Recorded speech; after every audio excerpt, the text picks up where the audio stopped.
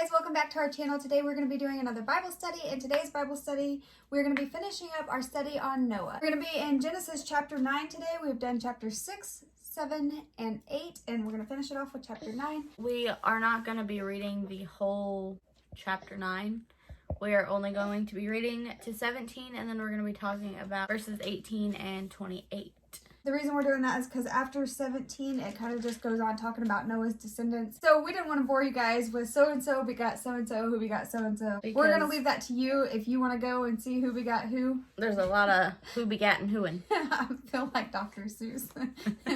So we're going to jump in and read chapter 9, and we'll talk about it as we go. Verses 1 through 5 say, "And God blessed Noah and his sons and said to them, Be fruitful and multiply and fill the earth. The fear of you and the dread of you shall be upon every beast of the earth and every bird of the heavens, upon everything that creeps on the ground and all the fish of the sea. Into your hand they are delivered. Every moving thing that lives shall be food for you. And as I give you the green plants, I give you everything. But you shall not eat flesh with its life, that is, its blood. And for your lifeblood I will require a reckoning. From every beast I will require it, and from man. From his fellow man I will require a reckoning for the life of man." This one is pretty self-explanatory. I feel like he's just telling them again that he wants them to be fruitful and multiply and replenish the earth with humankind, and then also he wants the animals to be fruitful and multiply to refill the earth with animal kind. He's also telling them that just as he gave them plants to eat for food before the flood, he is now giving them authority over animals to have them as food as well.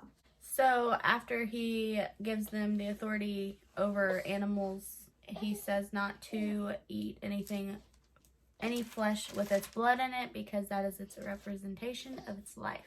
Verses 6 through 11 say, "Whoever sheds the blood of man, by man shall his blood be shed. For God made man in his own image, and you be fruitful and multiply, increase greatly on the earth, and multiply it. Then God said to Noah and to his sons with him, Behold, I establish my covenant with you and your offspring after you, and with every living creature that is with you, the birds, the livestock, and every beast of the earth with you, as many as came out of the ark.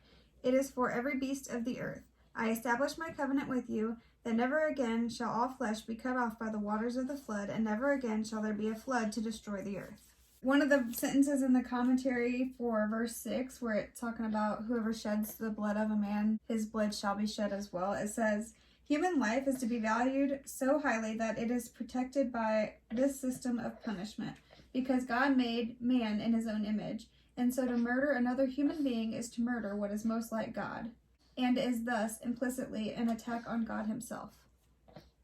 Very interesting. So the rest of this is kind of repetitive, and it's just saying that they need to be fruitful and multiply, and that God is going to establish a covenant with them.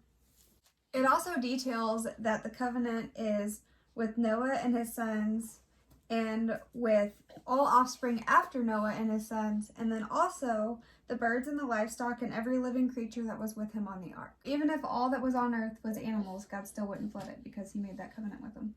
Wouldn't it be weird if the Bible just went on and on and on and on and on until it got to like us right now? And so begat so and so begat so and so, and then they begat so and so, and then a gazillion years later they begat Amber and Mariah. Verses 12 through 17 say, "And God said, This is a sign of the covenant that I make between me and you and every living creature that is with you, for all future generations. I have set my bow in the clouds, and it shall be a sign of the covenant between me and the earth.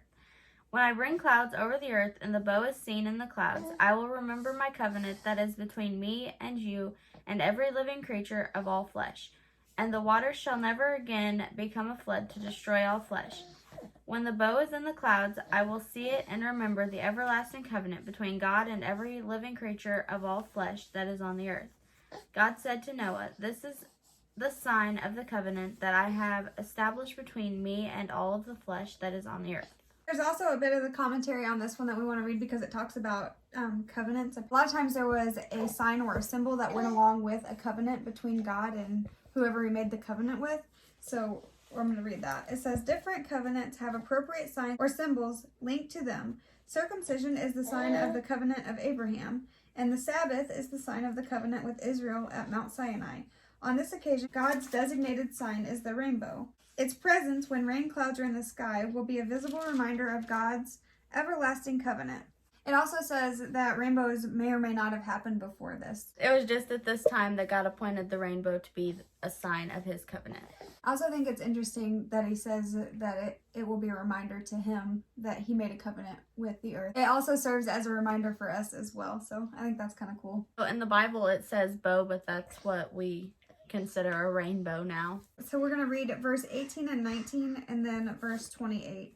18 and 19 say, the sons of Noah who went forth from the ark were Shem, Ham, and Japheth. These three were the sons of Noah, and from these people of the whole earth was dispersed. And then verse 28 says, after the flood, Noah lived 350 years.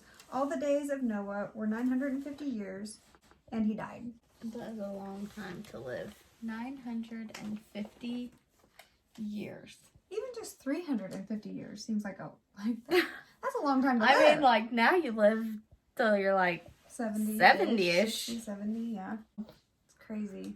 To think about 950 Living 10 times years. what we live now. Holy cow. So that is the end of our study on Noah. What do you want to do next week? I don't know. David and Goliath. Daniel and the lion's den. Ooh. Ooh.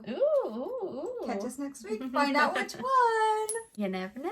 We don't even know. No, we don't.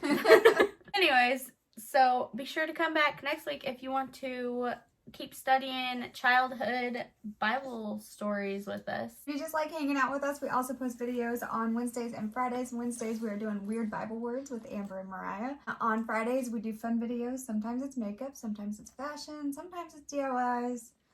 On good days, it's food. We like food.